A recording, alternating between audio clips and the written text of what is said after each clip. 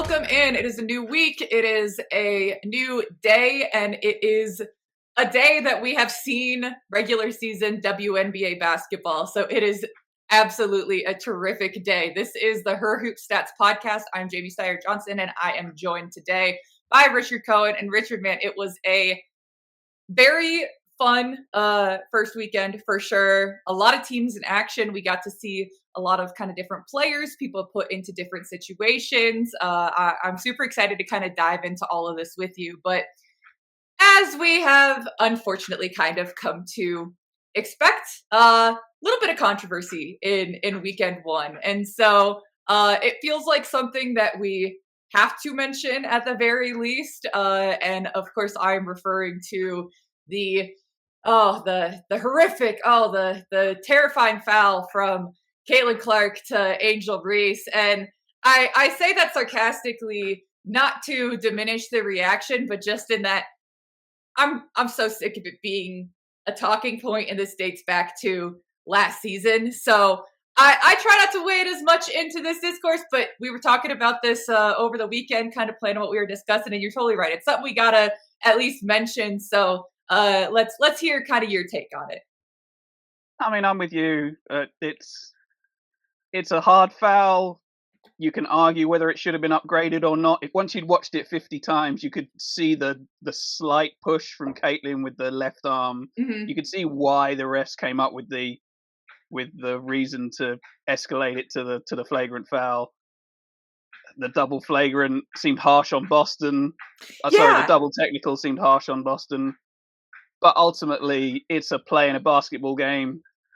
It's not that big of a deal, and it only became a big deal because of everything that happened on social media afterwards. And yeah, I'd much rather we spent the time talking about the basketball from the weekend, and I think that's what most people listening would prefer as well. So why not? Yeah. My one take on it is that as we kind of were saying before we started recording here, I hope that this is the precedent we're setting as far as a lot of the general discourse on it. I mean, there's some people who are very bothered by it. There's some people who are, oh, it's just a basketball play, move on. I would like for it to be, it's a basketball play, move on throughout the course of the season. Like, I think that last year there were some of these cases where, I mean, there was one where the roles were exactly reversed, and so there's a lot of uproar over that. It's just, it is what it is. Like, let's keep playing. Let's keep focusing on basketball. And there's a lot of people who have, I think, dove into it significantly more, sometimes more than it probably warrants. But there's a lot of people with very nuanced, with well-researched takes out there. Great. I will leave that to them. And here I will say that, yep, little bit of extra at the end.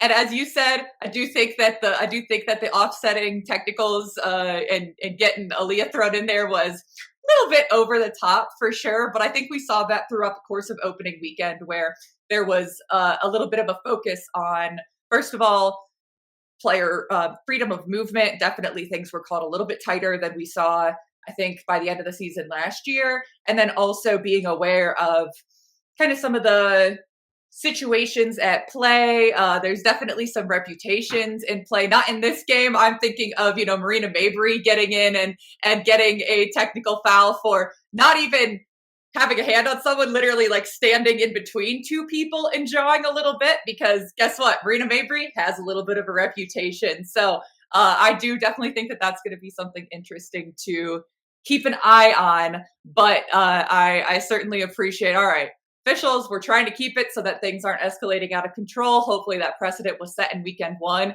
And now we can focus on the basketball, because there was so much basketball played this weekend. There was a lot happening. So for you, Richard, I'm keeping this pretty open-ended, because as we were discussing before we started recording, we could talk about what we saw. We could talk about what we think about what we saw. Definitely too early to make grand proclamations about the entirety of the season. So for what you saw this weekend, what jumped out at you? Did any players surprise you? Any teams really surprise you? Well, I think the most surprising, if you look at the standings right now, would be Washington being 2-0 after an opening season when they've spent most of the off-season jettisoning half their roster and looking like they want to tank for the highest draft pick they can get in 2026. And they've screwed that up by going 2-0 in the first two games. The rookies were having none of that. Yeah, and it's the rookies who are the most impressive players. I mean, Citron looks like we expected Sonia Citron to look. She's a plug-and-play player who is just going to be a good fit on all kinds of different teams for her whole career. She's just solid at a lot of different things and an easy fit. And I mean, I compared her to Kayla McBride coming out of college on the grounds that she's probably never going to be a superstar offensive player who can carry a team, but she's going to fit on a lot and coaches are going to love her and she's going to be very easy to put on any team and make them better. And at both ends of the floor as well, which is hard to do when you're a rookie coming in, stepping up to a new level. And I liked what Iriafen did in the opening weekend as well. There were times where she got beat, especially because she was having to defend players who are bigger than her a lot of the time. She's not a center. I mean, that should be Stephanie Dolson's job, but a lot of the time Iriafen ended up trying to defend Greiner, trying to defend Tina Charles, and sometimes you're going to get beat by players like that. But there was absolutely no deference from her, which is what I liked, that she's a rookie coming in. There's no, I've watched these players on TV. I've grown up watching these guys. What the hell do I do playing against all of these superstars who I've seen from afar for all this time? There was, I'm here. I know how to play. I'm going to stand up to you. I'm not going to take any of your crap. I'm going to do what I can do. And she was good. She was defended them strong, scored when she had the chance, and Washington got 2 wins out of it. And that's while having several key players still out. I mean, Austin played like 7 minutes before getting tossed out of the game. So a positive start from Washington, even without all of their players being available, and unless you're trying to lose every game, it was a positive start anyway. Yeah, no, I am completely with you. Like, I was so impressed with what Washington did and the fact that in both of those games, they're coming from behind, right? Like they don't get out to like a super, super strong start. They're battling, but down the stretch, like they are getting it done when they need to, especially in game 2, you're going up against a Sun team that also has had a lot of turnover, a lot of changes, and man, they were so prepared for any opportunity that came up. And especially, as you say, you have Shakira Austin back in that second game after missing the first game for injury. And so she's back and then gets a sort of strange pair of technical fouls. And so all of a sudden it's like, oh, wait, she's out of here. And so you're playing without her when, man, that is a really, really nice presence to have inside. But instead, everyone just kind of looks at each other like, well, we're going to play with whoever is out here on the floor. And that certainly right off the bat has encapsulated Washington, because we also hear about how, Brittany Sykes was really excited to be able to play off ball a little bit more because Georgia Amore was running the point during training camp, at least to start out. And then, of course, she immediately gets hurt. So you've got Sykes back on the ball. You've got her having to sort of run things again. But fortunately, that's a very experienced veteran presence. And so I feel like she's been a very calming presence for them. I feel like she has certainly found a solid role. She's averaging a cool nearly 25 points and 6 assists over the first 2 games. Like, I'll be very interested to see how those numbers bear out over the course of his season. But even just to start out that way and to get a pair of wins, especially the way in which they did it, I was really excited about Washington. I think that there's some teams that have had a lot of turnover, a lot of change, but to see a team especially led by rookies like that, and talking about Sonia Citron especially, I think is a very fun team that I think we're going to see mesh a little bit more as the season goes on. So another thing that I kind of saw that I was impressed by out of LA was, I know what everyone's thinking as soon as I say the Sparks, that we're hitting Kelsey Plum, and she was great. She really was. And not diminishing it, but what I was really excited about was to see Azrae Stevens really play pretty solid the first couple of games. I think that her length is such a benefit anytime she's out there on the court, like I've been very vocal about being a big fan of post play. It's hard to call her like truly a post, especially when she's hitting the three like she was against the Lynx. Thankfully, they were able to close that down a little bit. But my goodness, if she's out there shooting well, if she's getting in there and able to make shots around the rim difficult, I think that is going to be a massive boost for an LA team that is still putting the pieces together. But with her, with Rickea Jackson, and then obviously you got Kelsey Plum, you got some really solid pieces there. So with having some people that I maybe wasn't quite sure how they were going to step up, specifically Stevens, I'm interested to see how they're going to look going forward. Did you have any thoughts on the Sparks opening weekend? Yeah, I mean, they're an intriguing team that they're already suffering with injuries, and we saw Jackson run into, I think, Alana Smith's shoulder and not finish the game last night as well. So they might have yet another one to add on the top.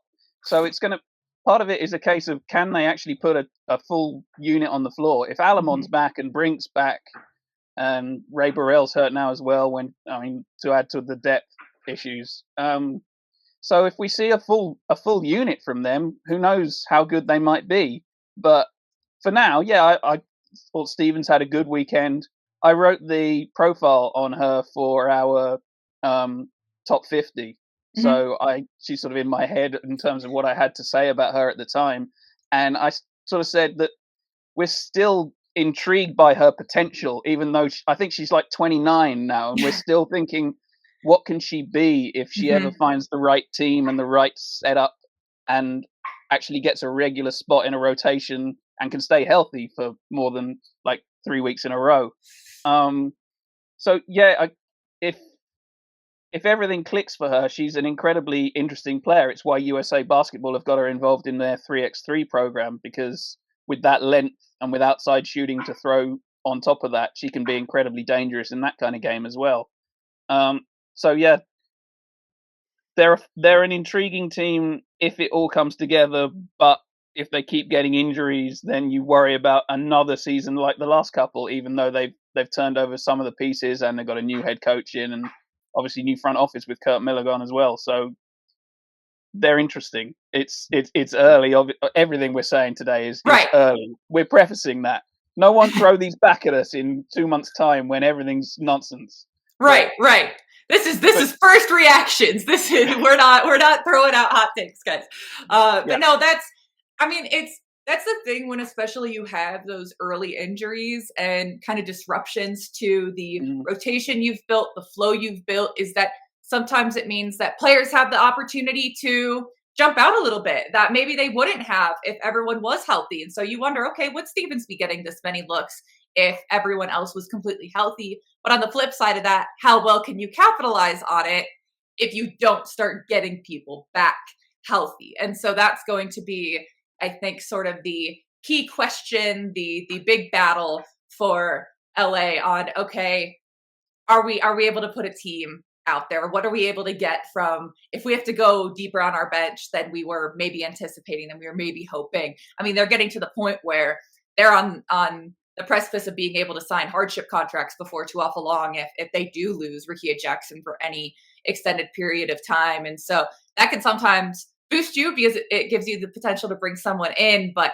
obviously when you're a whopping couple games into the season, to be in that situation is not necessarily ideal. Yeah. No. I mean, they should be eligible even without Jackson, because they'd have 3 players out with Alamond, Brink, and Burrell. So yeah, we'll see if they bring anyone back. Usually when it's this early in the season, if teams add anybody, it's somebody that they cut from camp a few days or a few weeks earlier. So we'll see Erin McDonald, maybe Shanice Swain if she's still in the country. I don't know whether she went back to Australia after they let her go, but yeah, so we'll see if they try and add someone, because they played 7 players last night, even including Jackson.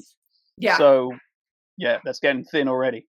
Yeah, and that's after a lot of discussion on Kelsey Plum playing all 40 minutes of game 1, and so she obviously didn't play all 40 minutes of game 2, but certainly getting to the point where, in a extended season, once again, when you're up to 44 regular season games, that's kind of the math that you're having to do in the back of your head of, okay, what's sustainable?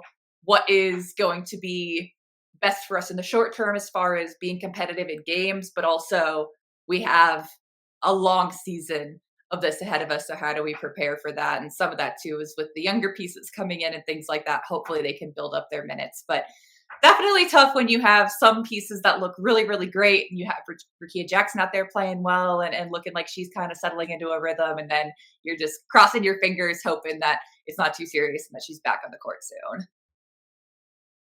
So beyond that, I mean, it's hard. It's hard to kind of focus on any one thing or any one game because, as we said, well, it's really early, but there's a lot of really interesting stuff going on. And I mean, one of the other big stories from last week, I think, was a discussion that I'm not going to really get into the details of, but that's the Golden State Valkyries and what their final roster ended up being. And so obviously a little bit of controversy when you cut your two leading scorers from the preseason, but it's something we've seen before. It happens. What I want to focus on is actually seeing the Valkyries play because I was a little surprised in not a great way with some of what I saw with them. And I know there's going to be a lot of bumps in the road, especially as a new franchise. I felt like at times the team was maybe trying to play.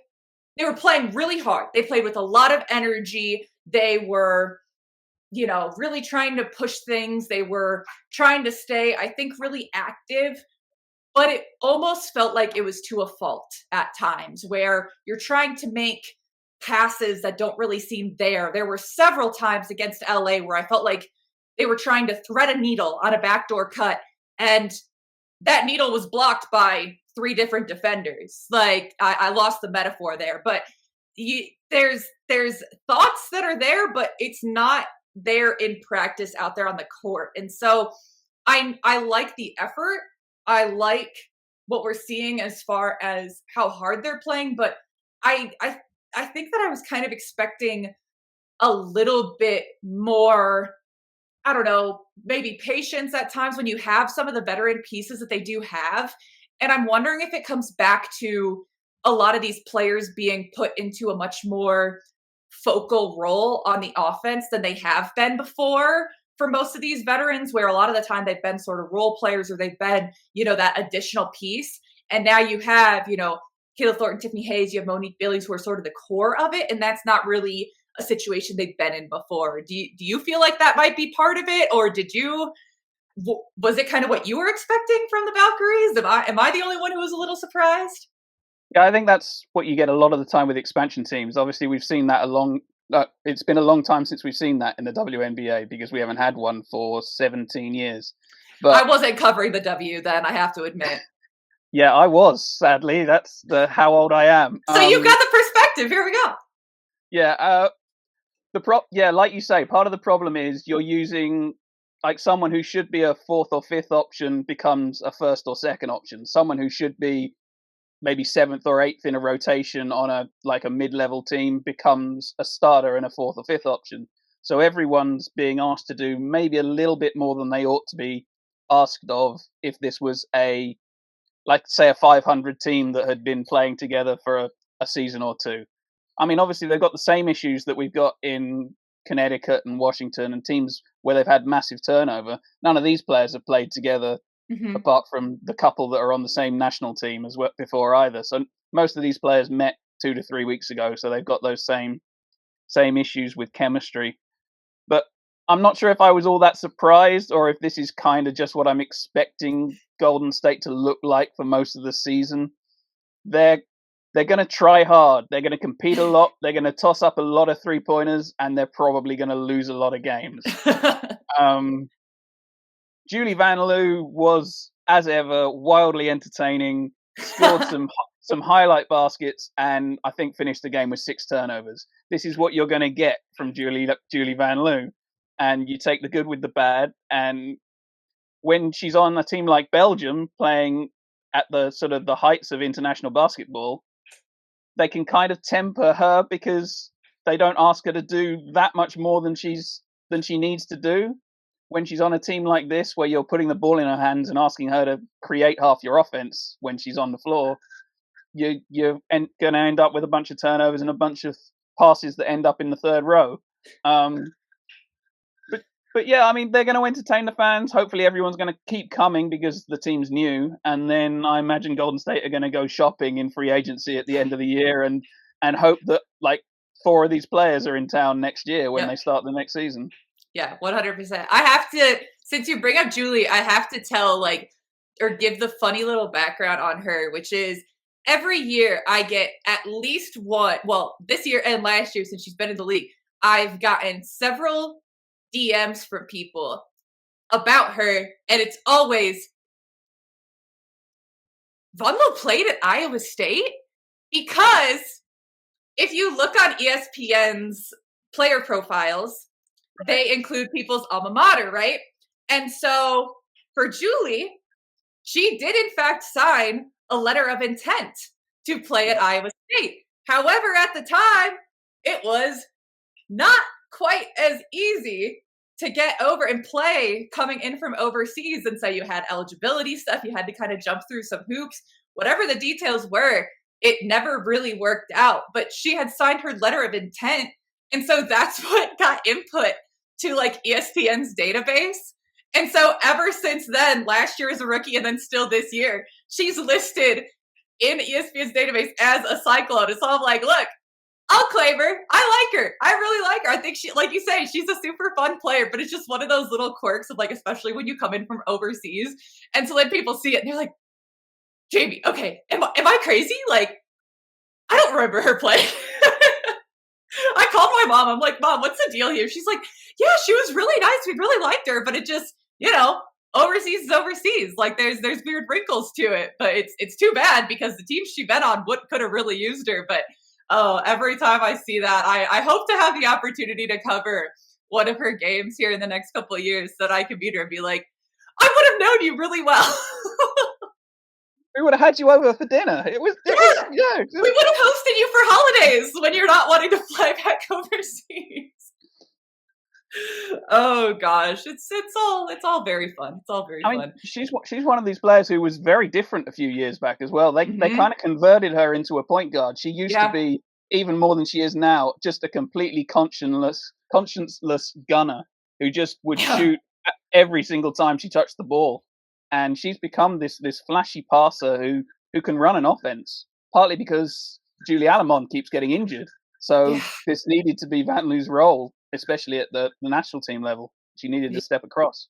And I really hope that, especially with her and having a little bit more of that veteran experience, not in the W, obviously, but in international play, I think that's something where when you play as a group more, and you make a really good point of, these teams have been together for such a short period of time that as they start to get to know each other better and you figure out this is where this person likes the ball and, this is where they actually want to be looking for a shot as opposed to I see someone that might be open and so I'm trying to immediately get it to them. That's that kind of discernment that as a point guard comes with time and comes with familiarity with your teammates. So I'm really excited to see how that at least develops over the course of the season for the Valkyries as a whole and for Vonleh, because I still think, and I see this sentiment on occasion, that it's kind of wild that she was unprotected and that she ended up able to go to Golden State. That was maybe the biggest surprise of the entire expansion draft for me.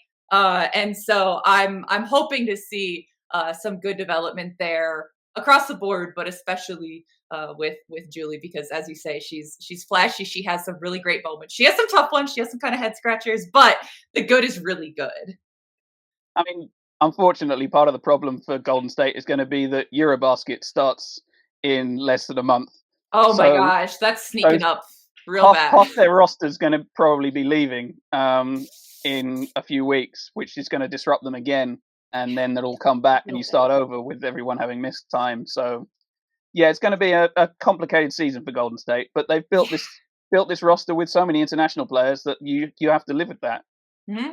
Yeah, they'll get kind of like their 3 phases. It's basically the MCU where you're gonna have your beginning of the season, then you're gonna have your Eurobasket squad, and then you're going to be back to somewhat of hopefully your same roster by the end of the season. But you're kind of having to reboot a couple times. But hopefully they find some gems in there along the way. So the last team I kind of want to hit real quick here is a team that has been talked about quite a bit for good reason coming into this season, as they did in fact have the number one pick, and so that is the Dallas Wings. I think that there were maybe some perhaps unrealistically high expectations for the impact that Paige Beckers could have single-handedly on a team as a rookie. I think that there are absolutely some realistic expectations for the Wings to be better this year, and they have the pieces to do so. But it's not a rocky start to begin with, but definitely a couple things that make you just sort of watch, and some things that I think we're going to have to wait to see how they bear out, especially when you have an opening game where Teaira McCowan, who I mentioned last week, is someone who I felt like could be really crucial for Dallas as far as having the highest potential they possibly could have, because she has times where she is so dominant, but then she kind of gets taken out of the game. And in this case, she was quite literally taken out of the game because she only played 4 minutes. And so, I mean, especially Minnesota's a tough matchup there because they don't really play like a true center. Their centers being, well, in that case was Jess Shepard, a little bit of Marianne Badian because Alana Smith was out. But they definitely have more like stretch centers, which is a tough matchup for Teaira. But on the other end, I feel like that's such a tough matchup for the defense to guard her. And so there should be opportunity to take advantage of that. And so that I certainly was surprised to see essentially no opportunity for her to get going. And you wonder about what the vibe is like there, I'll say, given kind of what happened in the videos circulating after the game of her seeming pretty displeased, where you have some good moments, like Paige is settling in. You have Arike obviously looks very happy to have more weapons around her, but I don't know. I think this is for me like a wait and see, so not a ton more to say on it, but there are definitely some mild concerns where things could get figured out really quick, but there could be some stuff where there's even more stumbling blocks than maybe people anticipated down there in Dallas. Yeah, it felt to me like a team that's definitely still working a lot of things out. Mm-hmm. They didn't seem like they knew quite what their lineups, what they wanted them to be, or who was supposed to be playing with who. It also felt like they maybe had come up with how they wanted to play, but didn't have different concepts for the different lineups. Yes. In that they can be incredibly versatile, because like you say, they have the McCowan option where you can go big, you can focus on the interior and try and pound teams inside in the paint. But a lot of the rest of their lineups are built to run the floor and shoot from outside and run you off the court. So you have to design your team and teach them how to play differently when you've got different players out there. And it felt like they weren't quite ready to do that yet. Like they need another couple of weeks of practices. Mm-hmm. They need more games with each other. And obviously also they were playing maybe the best team in the league, which isn't going to help in your opening game. Arike was really quiet for a lot of the game.